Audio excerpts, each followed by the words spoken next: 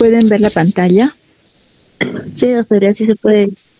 Muy bien, vamos a empezar entonces, como ya con la doctora Ochoa, ustedes ya vieron el tema de artritis reumatoide, vamos a hacer lo que es la parte que corresponde a la etiopatogenia de esta enfermedad.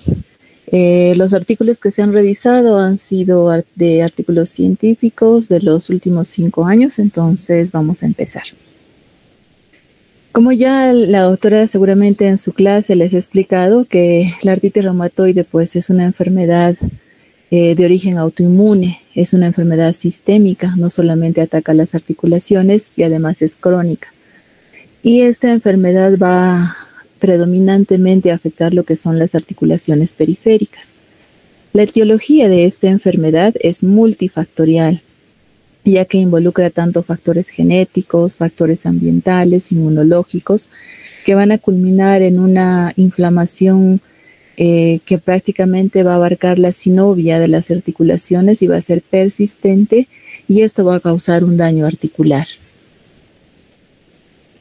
Vamos a hablar primero de lo que son los factores genéticos y ambientales.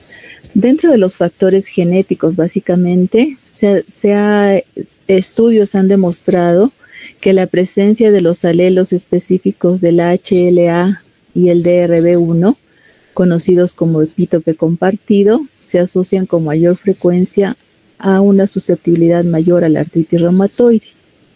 Y esto va asociado especialmente a factores ambientales. Y el tabaquismo ha sido demostrado que es uno de los factores ambientales que han sido más claramente definidos, ya que interactúan con esta predisposición genética para aumentar el riesgo de la artritis reumatoide seropositiva. Entonces vamos a ampliar un poco más sobre estos factores genéticos y ambientales. Básicamente el genético es lo que vamos a ampliar acá, porque el ambiental se ha comprobado en estudios. Entonces, para profundizar en la asociación entre los alelos del HLA y el DRB1 y el epítope compartido o share epitope, que vamos a verlo a lo largo de las diapositivas, su nombre en inglés y su abreviación SE, se ha demostrado que hay una asociación, ya que aumenta la susceptibilidad a que los pacientes padezcan artritis reumatoide. Esto desde un enfoque inmunogenético que ha sido actualizado en los últimos estudios. Entonces, ¿qué es el HLA-DRB1? Este va a ser un gen, el cual va a codificar una subunidad del complejo mayor de histocompatibilidad de clase 2, que está ubicado en el cromosoma 6. Estas moléculas se presentan o tienen péptidos antigénicos a los linfocitos de CD4, y de esta manera van a iniciar una respuesta autoinmune, la cual va a ser adaptativa. En esta enfermedad, la artritis reumatoide, algunos alelos de este gen, el HLA-DRB1, están fuertemente asociados a la aparición y a la severidad de la enfermedad. Entonces, ¿qué es el epítopo compartido o el share epitope? Este es una secuencia de aminoácidos conservada en la región 70 y 74 de la cadena beta 1 del gen HLA-DRB1. Y los alelos que contiene esta secuencia incluyen el HLA-DRB1 0401, el 0404, el 0101 y el 1001, entre otros. ¿Y cuál es la característica? Esta secuencia, o la mayoría de estos alelos, tienen esta secuencia que podemos ver acá, como QKRAA, QRRAA o RRAA. Y está aquí justamente la abreviación. El primero es la secuencia glutamina, lisina, arginina, alanina, alanina. La segunda es la secuencia glutamina, arginina, arginina, alanina, alanina.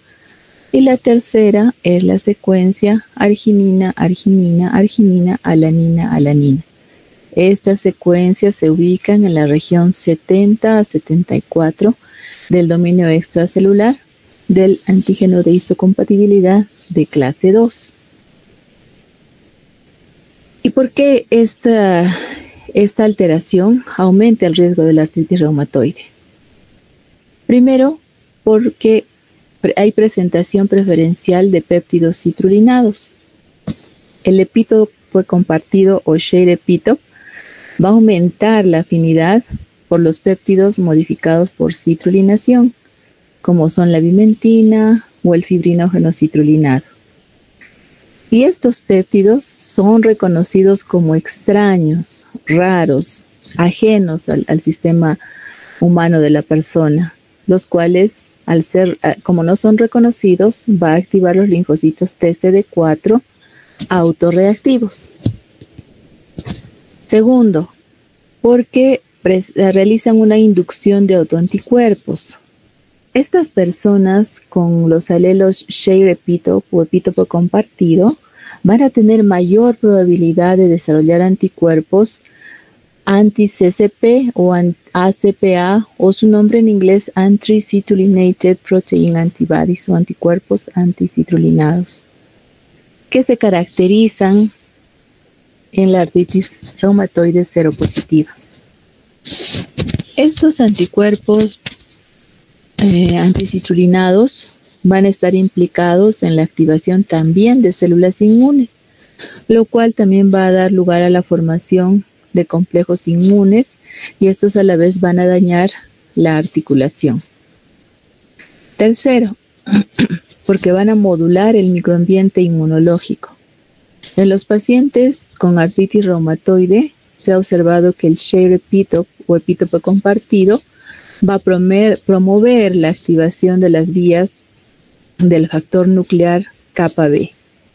Y como sabemos, esto a su vez va a llevar a la producción de citoquinas proinflamatorias, como el factor de necrosis tumoral alfa, la interleucina 1 y la interleucina 6. Entonces, estas son las razones por las cuales las personas que presentan esta alteración en el gen HLA-DRB1 van a incrementar su riesgo de padecer artritis reumatoide. ¿Cuál es lo más importante de esta alteración genética?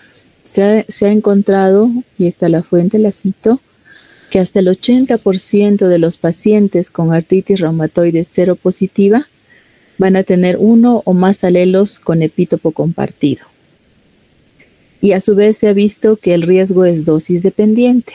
O sea, tener dos alelos de share epitope homocigosis va a aumentar el riesgo y la severidad. Y la asociación es más fuerte en pacientes fumadores. Como les mencionaba al inicio, lo que va a sugerir una interacción gen-ambiente. Entonces, para hacer un resumen de esta primera causa de esta etiopatogenia de la artritis reumatoide, que es el componente genético, entonces tener el epítope compartido en el gen HLA-CBR1 va a incrementar la predisposición para padecer artritis reumatoide, y mucho más aquellos pacientes que son fumadores. En conclusión, este epítope compartido en el HLA-DRB1 es uno de los factores genéticos más importantes y más estudiados en el origen de esta enfermedad, y su presencia condiciona una mayor respuesta autoinmune frente a antígenos citrulinados, y por lo tanto va a contribuir al desarrollo de la artritis reumatoide seropositiva más agresiva, ¿no? Son los pacientes que probablemente los vemos con más síntomas, que necesitan un tratamiento de varias drogas y que no controlan su enfermedad con una sola medicación que se les pueda dar. La segunda causa del origen de la artritis reumatoidea se refiere a la brecha de tolerancia inmunológica. Sabemos que la pérdida de tolerancia inmunológica va a conducir a la producción de autoanticuerpos, como en este caso son el factor reumatoideo y los anticuerpos antipéptidos citrulinados. Como hemos visto anteriormente, estos autoanticuerpos van a formar complejos inmunes. los cuales van a activar células inmunitarias y el sistema del complemento. Sabemos que cuando se activan estos complejos inmunes y las células inmunitarias, va a promover inflamación sinovial. Entonces, recordando un poco la parte de inmunología, inmunorreumatología, vamos a ver que la tolerancia inmunológica, vamos a recordar que es la capacidad que tiene el sistema inmune para no atacar a los propios componentes del organismo, o sea, no formar autoantígenos y por lo tanto evitar la autoinmunidad, que es una característica muy importante de esta enfermedad. Esta tolerancia inmunológica se divide en dos niveles, la tolerancia central y la tolerancia periférica. La tolerancia central se da en los órganos linfoides primarios, como el timo, donde se capacitan los linfocitos T, y la médula ósea, donde se capacitan los linfocitos B. ¿Qué hace esta tolerancia central? Va a eliminar o inactivar los clones autorreactivos mediante tres acciones. Primero, va a realizar una selección negativa, o sea, apoptosis, a aquellos clones autorreactivos. Va a evitar el receptor de estos clones y va a convertir los linfocitos en linfocitos T reguladores, que justamente su misión y su función es regular la acción de los linfocitos T. Y la tolerancia periférica, esta se va a desarrollar en órganos o tejidos linfáticos periféricos, o sea, como ganglios linfáticos. ¿Qué hace? También va a controlar los clones autorreactivos, en este caso aquellos que escaparon a la regulación central del timo y de la médula ósea, mediante tres acciones también. Mediante anergia, que es la inactivación funcional de estos linfocitos T y B, se va a realizar una supresión por los linfocitos T reguladores y se va a activar la muerte inducida por activación de estos clones autorreactivos que hayan escapado a los órganos centrales como la médula ósea y el timo. Entonces vemos que a través de estos dos mecanismos, si la tolerancia central no ha inactivado estos clones reactivos o no los ha eliminado, tenemos una segunda línea de acción, que es la tolerancia periférica y que se desarrolla en los tejidos y ganglios linfáticos, los cuales también van a eliminar estos clones autorreactivos o los van a controlar en todo caso.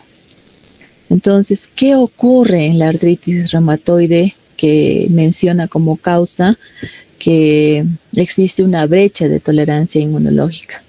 Esto significa que van a fallar estos mecanismos de control inmunológico y por lo tanto van a permitir que las células T y B autorreactivas sobrevivan.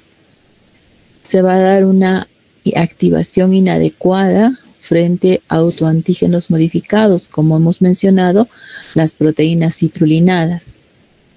También se va a dar una producción de autoanticuerpos, como los anti-CPP o como el factor reumatoideo. Y al formarse estos complejos inmunes que se van a depositar en las articulaciones, van a activar el complemento y eso va a llevar a una inflamación crónica en todo el complejo articular. ¿Cuáles son los mecanismos implicados entonces en la artritis reumatoide? Haciendo un resumen de lo que les acabo de decir, tenemos los defectos en la eliminación de los clones autorreactivos, como hemos mencionado, los cuales escapan del timo y la médula ósea. Tenemos una activación frente a antígenos modificados, como hemos mencionado, la vimentina, el fibrinógeno citrulinado. Tenemos factores ambientales como el tabaquismo, donde inducen citrulinación de proteínas. Tenemos la disfunción de los linfocitos T reguladores, los cuales deberían encargarse de suprimir la respuesta inmune, pero no lo hace. Y tenemos la alteración del epítopo compartido del gen HLA-DRB1, el cual presenta mejor los autoantígenos citrulinados, por lo tanto desencadena todo el proceso de respuesta inflamatoria, activando complemento y generando una inflamación crónica en la membrana sinovial de las articulaciones. La importancia clínica de esta brecha pues precede muchas veces la aparición de los síntomas clínicos, y en los últimos estudios han demostrado que se pueden detectar en pacientes preclínicos incluso mucho antes del diagnóstico, y está abriendo oportunidades para una intervención temprana. Por ejemplo, la prevención de individuos que presentan el ACPA, anticuerpos positivos. En conclusión, esta brecha de tolerancia inmunológica es el primer paso crítico hacia la autoinmunidad, y especialmente en la artritis reumatoide va a permitir que el sistema inmune reconozca y ataque los componentes propios del individuo, especialmente los del cartílago, estableciendo así una inflamación crónica que lleva al daño articular, el cual es progresivo, porque esta enfermedad es una enfermedad evolutiva, ¿no? Si no se puede frenar el proceso inflamatorio. Tercera causa, la inflamación sinovial y la participación celular.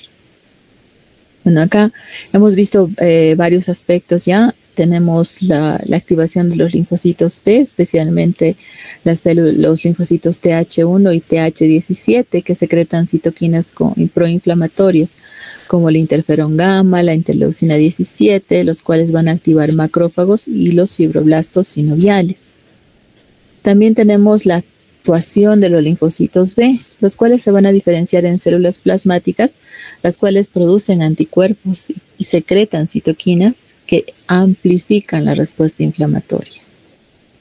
También tenemos la participación de los macrófagos, que secretan el factor de necrosis tumoral alfa, la interleucina 1 beta, la interleucina 6, perpetuando la inflamación y contribuyendo también así a la destrucción articular. Y en este caso ya los fibroblastos sinoviales adquieren un fenotipo más agresivo, produciendo metaloproteinasas, las cuales degradan la matriz extracelular porque estimulan la osteoclastogénesis, como habíamos visto en la clase anterior. Entonces, recordemos que la membrana sinovial normalmente es una capa delgada y está en constante producción de un líquido sinovial para lubricar esta articulación. Pero en esta enfermedad, esta capa delgada se transforma en un tejido patológico, en un tejido hiperplásico, engrosado, inflamado, el cual se llama panus. Este panus o tejido hiperplástico inflamado invade poco a poco el cartílago de la articulación y por lo tanto llega al hueso, lo cual favorece la destrucción articular. Las células implicadas en este sistema inmune innato y adaptativo, pues ya los hemos mencionado, esto nada más es un cuadro resumen para que puedan recordar. Tenemos los macrófagos que secretan estas sustancias, las cuales perpetúan la inflamación y activan los osteoclastos, produciendo destrucción. Los linfocitos TCD4, que también activan macrófagos y células beta mediante la producción de interleuquina 17, interferón gamma.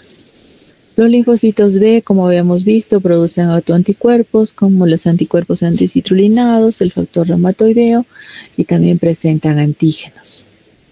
Y acá las células dendríticas también se ha visto que juegan un papel importante, ya que activan linfocitos T y también presentan los péptidos citrulinados.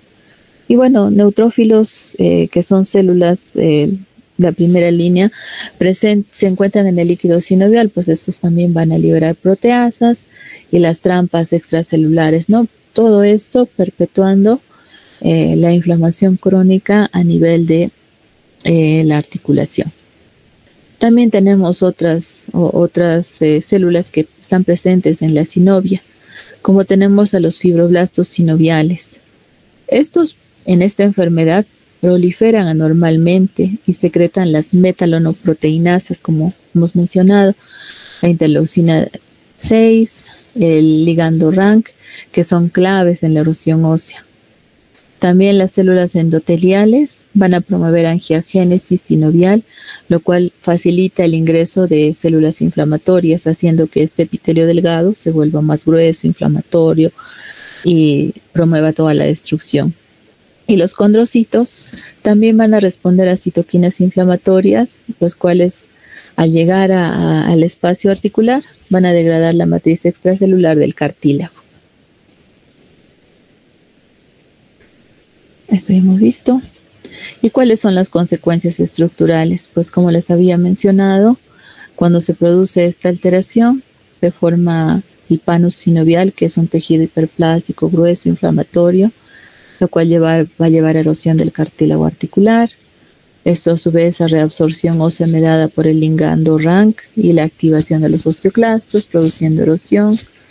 Y también se va a producir angiogénesis sinovial, lo cual va a facilitar la entrada de más células inflamatorias. Entonces sería la tercera causa. Y en estudios recientes han identificado esta interacción entre los fibroblastos sinoviales y los macrófagos como clave en la formación de nichos patológicos en la sinovia, ¿no? O sea, donde en estos nichos que se forman a lo largo de la articulación van a perpetuar de alguna manera, van a ser un círculo vicioso del estado inflamatorio crónico, ¿no? Más ingreso más presencia de fibroblastos sinoviales y macrófagos, se produce mayor daño, mayor inflamación y por lo tanto mayor daño de la articulación. Entonces, en conclusión, también esta inflamación sinovial en la artritis reumatoide va a ser el resultado de una interacción compleja, pues, ¿no? Como les he mencionado, entre las células inmunes que infiltrantes y las células residentes articulares, ambas mediadas por citocinas, enzimas, señalización molecular, todas estas actuando en conjunto para inducir un daño articular irreversible. Y también la importancia de haber identificado esta causa como un factor de la artritis reumatoide ha permitido el desarrollo de terapias dirigidas como los anti-TNF, los anti-interleucina 6 y los anti-CD20, ¿no? Entonces también de alguna manera identificar esta causa ha permitido crear algunos medicamentos que pueden utilizarse en estos pacientes para de alguna manera frenar esta inflamación crónica. Cuarto mecanismo, tenemos los mecanismos moleculares claves, como ya hemos visto, ¿no? Todos son, se repiten otra vez, como las citocinas, el TNF-alfa, la interleucina 1, la interleucina 6, que van a ser centrales en la inflamación y la destrucción articular. El ligando RANK, como hemos visto, que va a promover la diferenciación de osteoclastos, llevando a la erosión ósea. Y los exosomas también juegan parte importante, y los microARNs, ya que participan en la comunicación intercelular, los cuales van a modular respuestas inflamatorias, contribuyendo a la patogénesis de la artritis reumatoide. Entonces ahora, como ya hemos visto sobre citoquinas, el ligando RANK ampliamente, vamos a ampliar un poquito más sobre la presencia y la acción de los exosomas y los microARNs. ¿Qué son los exosomas? En estudios recientes, en los últimos años, se ha visto que los exosomas y los microRNs se han convertido en factores importantes en la investigación de enfermedades autoinmunes, como la artritis reumatoide, el lupus y otras enfermedades autoinmunes. ¿Por qué? Porque tienen un papel muy importante en la comunicación intercelular, en la inflamación y en el daño tisular. Los tres. Entonces, ¿qué son los exosomas? Estos exosomas son vesículas extracelulares cuyo tamaño es de 30 a 150 nanómetros y están secretadas casi por todas las células. Estas se originan a partir de los endosomas y van a ser liberadas al medio extracelular. ¿Qué contienen los exosomas? Pues como les mencioné, casi todas las células las pueden secretar. Contienen proteínas, contienen lípidos, otras pueden contener ADN, ARN, mensajeros, microRNs, y van a actuar como vehículos de comunicación entre las células. ¿Y qué son los microRNs? Estos son pequeñísimas moléculas de ARN no codificante, menos de 22 nucleótidos. Y esto, su misión o la función que tienen los microRNs es regular la expresión genética post-transcripcionalmente, inhibiendo la traducción o promoviendo la degradación del ARN mensajero. Por lo tanto, cada microRN puede tener múltiples genes en su interior y genes diana, y su expresión es altamente específica en contextos celulares y patológicos. Entonces, ¿cuál es la relevancia en la artritis reumatoide de los exosomas? Como les mencioné, estos exosomas que se han estudiado son los exosomas de derivados inmunes de las células inmunológicas, como los linfocitos T, los linfocitos D, los monocitos y las células presentes en la sinovia, como los fibroblastos sinoviales. ¿Qué hacen? Pues transportan microRNs proinflamatorios, los cuales van a modular la activación de macrófagos y células dendríticas y van a llevar a la angiogénesis sinovial y a la degradación del cartílago. Un ejemplo claro de estudios es que los exosomas derivados de los fibroblastos, por ejemplo, de los fibroblastos sinoviales hablamos, pueden estimular la osteoclastogénesis y, como sabemos, esto va a llevar a la erosión ósea. Bueno, acá les hago un cuadrito pequeño sobre los microRNs en la artritis reumatoide, su desregulación y sus efectos. Algunos microRNs claves regulados en la artritis reumatoide son el microRN 146A. Su efecto es a incrementar la modulación del kappa beta como una retroalimentación negativa. El microRN 155 promueve la activación de macrófagos, citoquinas inflamatorias. El microRN 21 que va a estimular los fibroblastos sinoviales produciendo angiogénesis. El microRN 223 que va a promover la diferenciación de osteoclastos, llevando a más erosión ósea. El microRN 124A, que más bien suprime la inflamación y, al contrario de los otros, la pérdida de va a exacerbar la inflamación o los síntomas en la artritis reumatoide. Estos microRNs que les menciono acá se encuentran tanto en el tejido sinovial como en el plasma y los exosomas, y también se está investigando como biomarcadores diagnósticos y pronósticos de la enfermedad. En resumen, los mecanismos implicados de estos exosomas y microRNs. Los exosomas, como hemos visto, transportan los microRNs, los cuales ingresan a las células diana y alteran su comportamiento.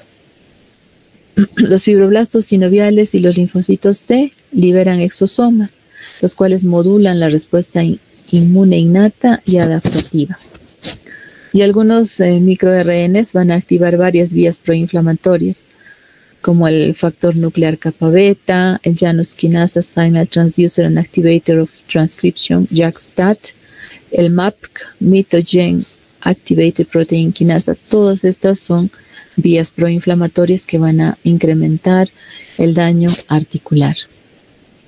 Aplicaciones clínicas de estos, emergentes.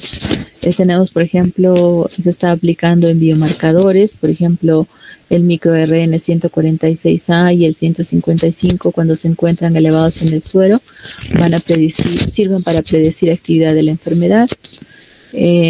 También se está aplicando en la terapia dirigida para esta enfermedad. Los antagonistas del microRN 155 van a reducir la sinovitis en modelos animales. Y la nanoterapia, ¿no? Los exosomas también pueden ser modificados como vehículos terapéuticos selectivos, haciendo también que los síntomas de esta enfermedad mejoren. Conclusión: los exosomas y los microRNs representan un nuevo nivel de regulación de la inflamación en la artritis reumatoide y actúan como mediadores intercelulares en su comunicación, amplificando la inflamación crónica, pero también ofrecen potenciales biomarcadores y blancos terapéuticos innovadores que se están estudiando actualmente. Quinta causa, la muerte celular programada y la polarización macrofágica.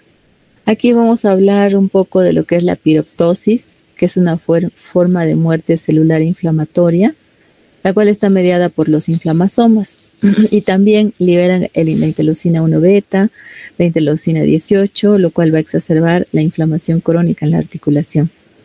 Y la polarización de los macrófagos, que se da por el desequilibrio entre macrófagos de clase 1, proinflamatorios, y macrófagos de clase 2, antiinflamatorios, los cuales contribuyen a la inflamación crónica y al daño tisular. Vamos a ampliar un poco estos conceptos. Entonces, ¿qué es la muerte celular programada en la artritis reumatoide? Bueno, esta muerte celular no es más que un mecanismo fisiológico clave para eliminar células dañadas en todo el cuerpo. Pero en la artritis reumatoide puede estar desregulada esta muerte programada, lo cual va a favorecer la inflamación crónica. Para recordar, existen varias formas de muerte celular programada implicadas. La primera es la apoptosis, que ya la han estudiado ustedes, que es una muerte celular no inflamatoria. En artritis reumatoide se da cuando los condrocistos y los fibroblastos se vuelven resistentes a la apoptosis, favorece esta hiperplasia sinovial, ¿no? Entonces, esta muerte programada no se da en la artritis reumatoide, por lo tanto, incrementa la hiperplasia sinovial, formando esa membrana gruesa, inflamatoria, denominada PANUS. Y también en la artritis reumatoide se produce la disminución de las caspasas y las proteínas proapoptóticas, como el VAX. Y esto lleva a aumento de las antiapoptóticas como el BCL2. Entonces, en la artritis reumatoide no funciona la muerte programada por apoptosis.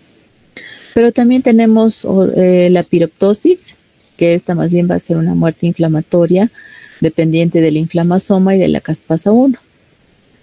Provoca en este caso la liberación de interleucina 1 beta y de la interleucina 18. Y de contenido intracelular proinflamatorio, como son los DAMPs, los presentadores. En la artritis reumatoide se ha identificado en macrófagos y fibroblastos sinoviales, los cuales contribuyen al daño celular tisular, porque sabemos que pues, la articulación está llena de macrófagos y fibroblastos sinoviales, los cuales van a liberar estas interleucinas 1 beta y interleucina 18, y también los DAMPs. Y la necroptosis, que no es más que una muerte similar a la necrosis, pero esta está programada y es dependiente del RIP1, RIPK1, RIPK3 y del MLKL. También tienen acción inflamatoria y también van a participar en daño tisular persistente en la artritis reumatoide. Estas formas activas, porque están programadas de muerte celular, van a liberar señales de peligro que van a perpetuar la inflamación y por lo tanto al perpetuar la inflamación reclutan más células inmunes y mantienen la sinovitis crónica. Eso es acerca de lo que es la muerte programada. Ahora vamos a ver qué pasa con la polarización macrofágica. Los macrófagos que están en la sinovia tienen un rol central en la artritis reumatoide y pueden polarizarse. Funcionalmente se van a polarizar en dos fenotipos.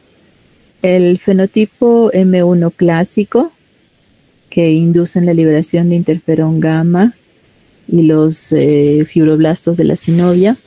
Su función es proinflamatoria, microbicida y tisularmente es destructivo porque están mediados por el factor de necrosis tumoral alfa, la interleucina 1 beta, interleucina 6 y la interleucina 2. Y el otro que es el tipo 2, que son inductores de interleucina 4 y interleucina 10, al contrario, tiene una función reparadora, antiinflamatoria, inmunoreguladora, mediada por la interleucina 10, el factor de crecimiento beta, el ARC1.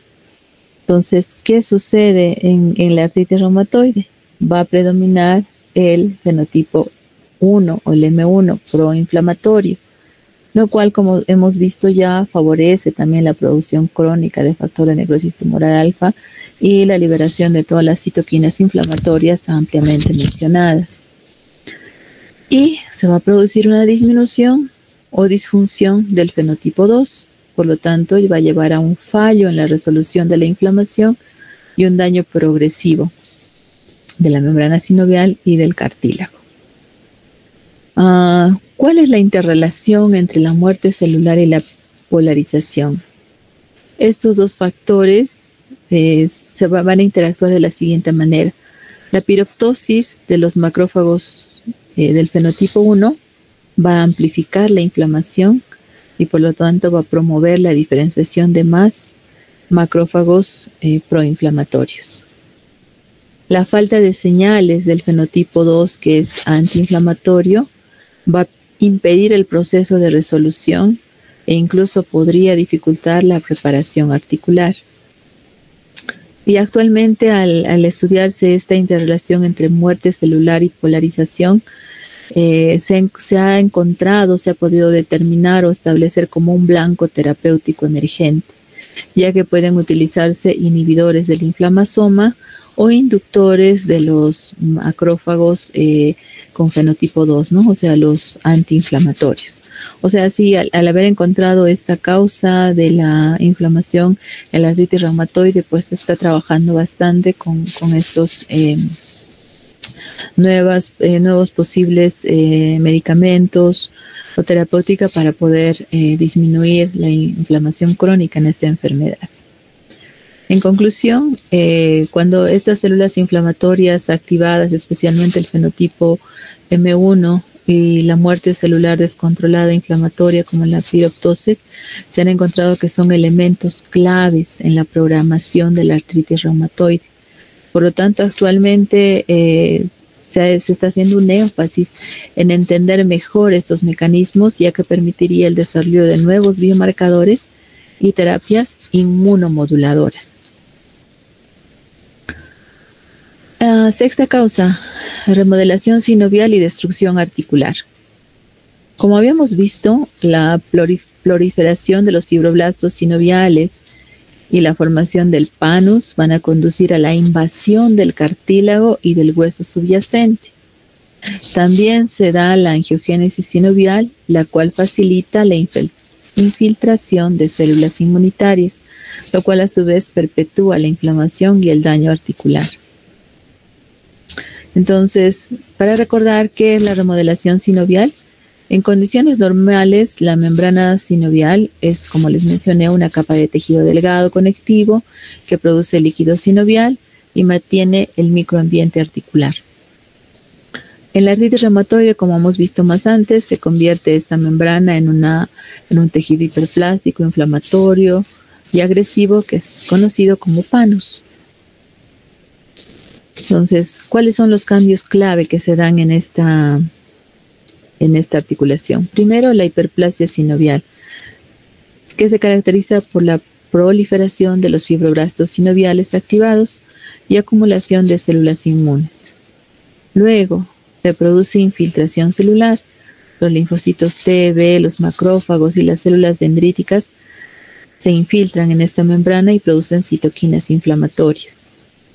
Luego se produce una angiogénesis, creación de nuevos vasos sanguíneos, inducidos por el factor de crecimiento y facilitan el ingreso de células inmunes. Luego tenemos la expresión de los metaloproteinasas y del ligando RANK, los cuales degradan la matriz y activan los osteoclastos. Y por último, fibrosis y formación del panus. Todos estos van a contribuir a que el tejido sinovial se vuelva invasivo, y lo cual va a hacer que este tejido penetre hacia el cartílago y hueso, dañando ambas estructuras ya en lo que es la artritis reumatoide. ¿Cómo va a ocurrir la destrucción articular? Pues esta inflamación sinovial persistente que genera daño estructural irreversible lo hace a través de varios mecanismos.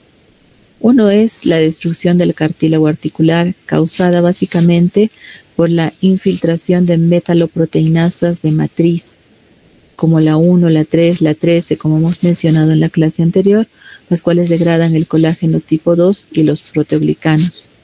Y los condrocitos que residen se activan y responden a citoquinas inflamatorias, las cuales liberan más enzimas degradativas. También se va a producir erosión ósea, la cual está mediada por el ligando RANK, producido por los fibroblastos sinoviales y los linfocitos T, los cuales también van a estimular la diferenciación de osteoclastos y estos van a resorber el hueso subcondral, causando más daño en la articulación. El resultado, pérdida ósea focal, disminución del espacio articular y la deformación progresiva, que es un signo muy característico de la artritis reumatoide. Células claves de este proceso: los fibroblastos sinoviales, los macrófagos con fenotipo 1, los linfocitos B y T, los osteoclastos, las células endoteliales y, como ya hemos mencionado, muchas de las funciones que tienen todas estas células que juegan un rol importante en la producción y perpetuación de la inflamación crónica en la artritis reumatoide. Consecuencias clínicas: dolor crónico, inflamación persistente, rigidez matutina prolongada, limitación funcional progresiva y deformidades como las que habrán ya mencionado en la clase con la doctora: la desviación cubital, la subluxación de muñeca, los dedos en cuello de cisne, o todo esto como consecuencia de todo el daño que se genera en la articulación.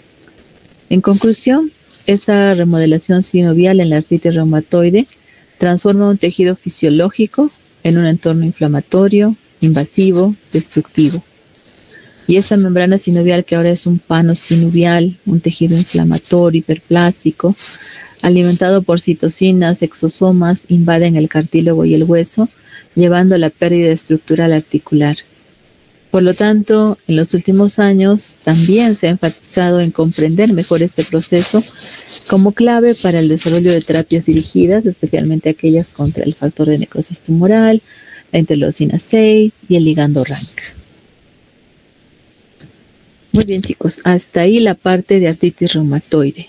¿Tienen alguna pregunta?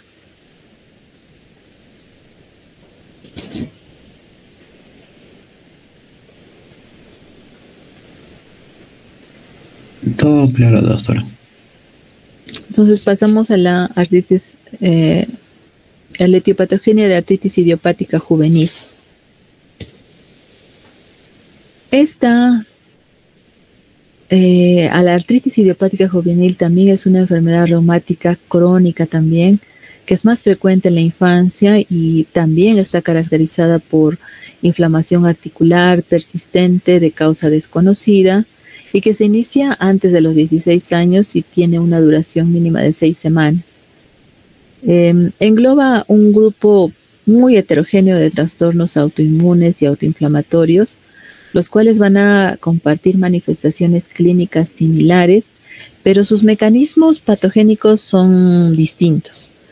He tratado de hacer un resumen más o menos para que pueda quedarles un poco claro y que puedan identificar y pensar en esta patología cuando vean pues a niños menores de 16 años, ¿no? Primero, la clasificación de la artritis idiopática juvenil, según la International League of Associations for Rheumatology, la divide en 7 subtipos: oligoarticular, poliarticular, factor reumatoide positivo, poliarticular, factor reumatoide negativo, la artritis idiopática juvenil sistémica, la artritis psoriásica juvenil, la artritis relacionada con entesitis y la artritis indiferenciada. Y como les mencioné, cada uno de estos subtipos presenta características clínicas y mecanismos inmunopatogénicos muy particulares.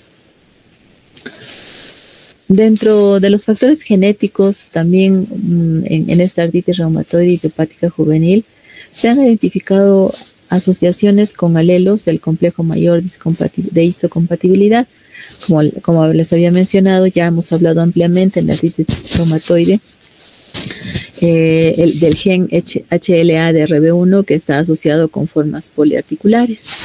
Y también se ha encontrado una asociación del gen HLA-B27 que está relacionado con artritis, la cual está relacionada con entesitis. Además, se han hecho estudios, se han encontrado asociación del genoma completo, GWAS, que han identificado los genéticos implicados en la regulación inmunitaria y la inflamación. Entonces, como ya hemos hablado ampliamente del HLA de RB1, vamos ahora a aclarar un poquito más sobre lo que es el HLA-B27. Este HLA-B27 es un alelo del gen HLA clase 1. Este gen va a codificar una molécula que presenta péptidos endógenos a los linfocitos TCD8. Este gen pertenece al complejo mayor de histocompatibilidad clase 1 y, como sabemos, este está ubicado en el cromosoma 6. Y según los estudios, tiene una fuerte asociación con enfermedades autoinmunes y autoinflamatorias del grupo de las espondiloartrosis. La asociación entre el HLA-B27 y la artritis idiopática juvenil tipo artritis relacionada con entesitis, esta es la abreviación, artritis relacionada con entesitis, se caracteriza por, primero, una artritis periférica, o sea, afecta rodillas, tobillos, caderas. Y la entesitis no es más que la inflamación en los sitios donde el tendón o el ligamento se inserta al hueso, como por ejemplo el talón, la parte inferior de la rótula, y estos tienen el riesgo de progresar a espondilitis anquilosante juvenil. Y generalmente esto se presenta en varones o jóvenes del sexo masculino y mayores de 6 años, entre 6 y menores de 16 años. ¿Cuál es el rol del HLA-B27? Se ha encontrado que hasta el 80% de los pacientes con artritis idiopática juvenil relacionada con entesitis son positivos para el HLA-B27, ya que este alelo influye en la presentación anormal de autoantígenos, mala eliminación de células T autorreactivas en el timo, como habíamos visto, escapa a la regulación y a la activación de vías inflamatorias específicas como la interleucina 1-23, la interleucina 17. La interleucina 23 y la interleucina 27. Un momentito, chicos, voy a contestar a la doctora Ochoa. ¿Aló? Buenas noches. No, estoy justo con la clase, recuperando la clase.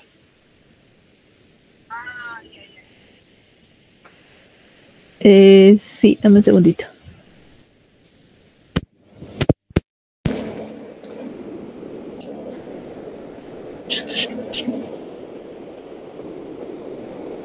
No puedo activar el mute. ¿Te llamo? Ya, te llamo. Ya, ya.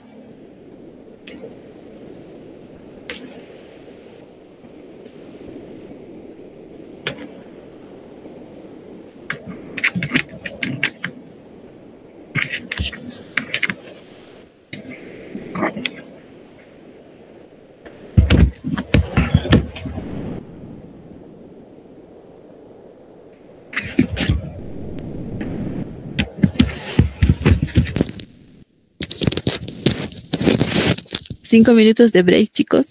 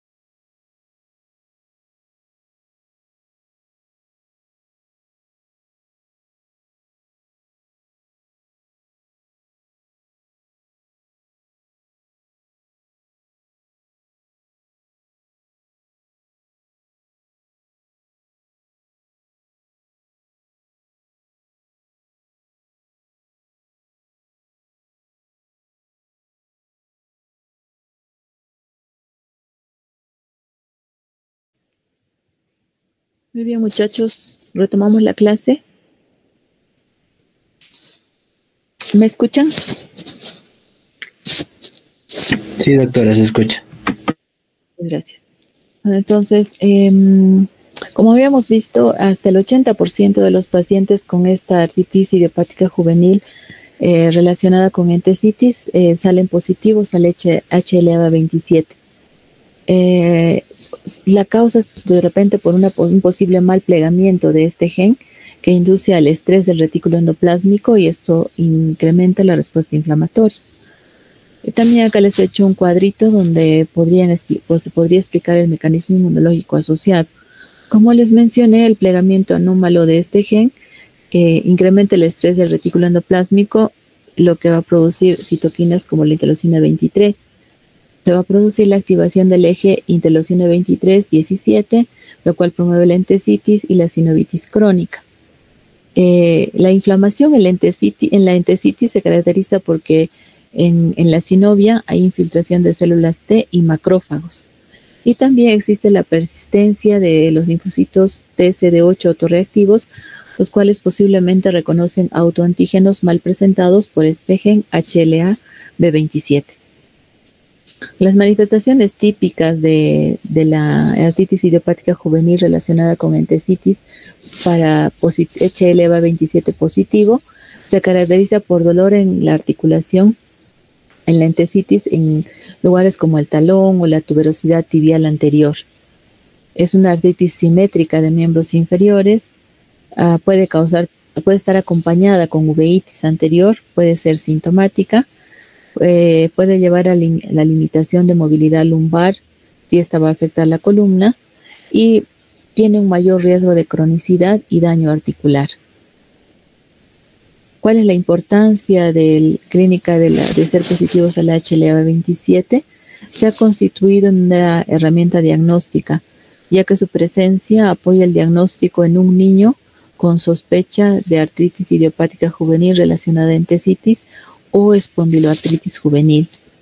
También tiene un valor pronóstico, el cual está asociado con enfermedad más severa y crónica, especialmente si hay afectación axial precoz. Y actualmente se está considerando como un blanco terapéutico, ya que en pacientes HLA-B27 positivo podrían beneficiarse con anti-TNF si hay entesitis refractaria o si hay compromiso axial. En conclusión, este va a constituirse en un marcador genético de alta importancia en la artritis relacionada con entesitis, que es un subtipo de la artritis idiopática juvenil. Influye en la patogénesis a través de disfunción en la presentación antigénica y va a llevar a la activación de los ejes inflamatorios, alteraciones estructurales de los tejidos diana y pues actualmente tenemos buenas noticias o cosas positivas a su favor, ya que su detección tiene implicancia diagnóstica, pronóstica y terapéutica actualmente. Luego tenemos lo que es la inmunopatogénesis. Vamos a hablar de lo que es la artritis idiopática juvenil oligoarticular y poliarticular. Estas formas se consideran enfermedades autoinmunes mediadas por células T y se ha observado que los linfocitos, se produce una activación de linfocitos TCD4 y TCD8. Estos a su vez producen citoquinas proinflamatorias. Interleucina 6, factor de necrosis tumoral alfa, interleucina 16. Y también existe la presencia de autoanticuerpos como el factor reumatoideo que ya habíamos mencionado y anticuerpos antipéptidos citrulinados en algunos casos. Y estos van a llevar a respuestas inmunitarias que conducen a la inflamación sinovial crónica y también al daño articular. La artritis idiopática juvenil sistémica se caracteriza como una enfermedad inflamatoria, autoinflamatoria, que está caracterizada también por activación del sistema inmunitario innato, lo cual lleva a elevación de citoquinas interleucina 1, interleucina 6 e interleucina 18, pero hay ausencia de autoanticuerpos específicos. Estas citocinas que acabamos de mencionar median la fiebre, el rash evanescente y la inflamación sistémica que va a caracterizar a esta artritis idiopática sistémica, a diferencia de la oligoarticular o poliarticular.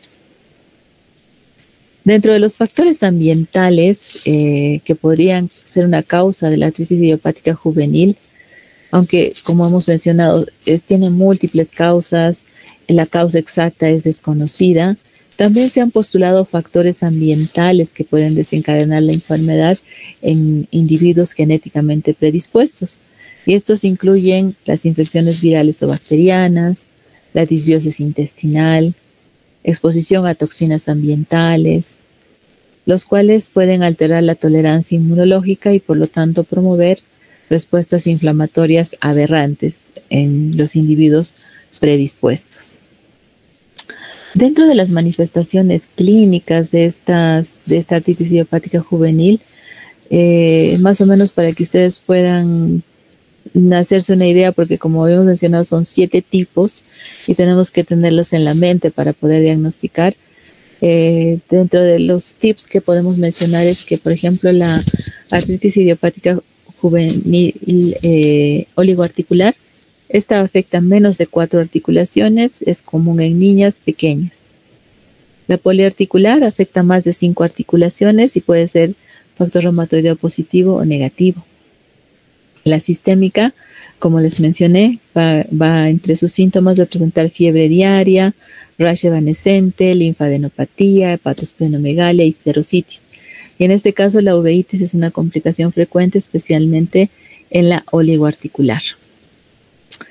El diagnóstico de la artritis inflamatoria juvenil es clínico y de exclusión, ya que tenemos que hacer una buena historia clínica y un examen físico muy exhaustivo. En este caso podemos sospechar esta enfermedad si la artritis es mayor, está presente más de 6 semanas, si el inicio es antes de los 16 años, y tenemos obligatoriamente que excluir otras causas de artritis como las infecciosas, las neoplásicas u otras enfermedades autoinmunes. Sin embargo, a diferencia de la otra enfermedad, no existen pruebas específicas, pero algunas pueden ser útiles, como los marcadores inflamatorios, reactantes de fase aguda como la BCG, la PCR, autoanticuerpos como el factor de reumatoideo, ANA, anticuerpos citrulinados, las imágenes, ecografía, resonancia magnética. Esto nos va a permitir evaluar el daño y la inflamación articular. En conclusión, la artritis idiopática juvenil, como les mencioné, es una enfermedad heterogénea, mecanismos patogénicos complejos, involucran interacciones entre factores genéticos, inmunológicos, ambientales, y la comprensión de todos estos mecanismos ha permitido el desarrollo de terapias dirigidas que han mejorado significativamente el pronóstico de los pacientes. Sin embargo, todavía seguimos viendo muchos niños con dolores articulares y que es un poco difícil controlar esta inflamación. Por lo tanto, esta enfermedad requiere más investigaciones para identificar biomarcadores específicos, mejorar las estrategias terapéuticas o personalizarlas dependiendo del caso de cada paciente. Acá les presento un cuadrito para que puedan recordar el subtipo de la artritis idiopática, la edad típica de inicio, el sexo, los anticuerpos HLA involucrados y las características claves de esta artritis idiopática juvenil. Entonces ahí pueden verla, la oligoarticular de 1 a 6 años, sexo femenino, autoanticuerpos involucrados, menos de 4 articulaciones, y así sucesivamente, ¿no? Poliarticular, factor reumatoide negativo, poliarticular, factor reumatoide positivo, sistémica, relacionada con entesitis, psoriásica y la indiferenciada. Eso para que tengan presente y puedan recordar también para poder diagnosticarla. Bien, y esta es la literatura que hemos podido revisar. Hemos revisado la literatura de los últimos 5 años de Scopus, Frontiers, Cielo, Alicia, bueno, y todas las bases de datos que hemos podido tener acceso a los artículos que nos permiten actualizar esta presentación. Esa sería la clase correspondiente a esta semana, muchachos. Espero que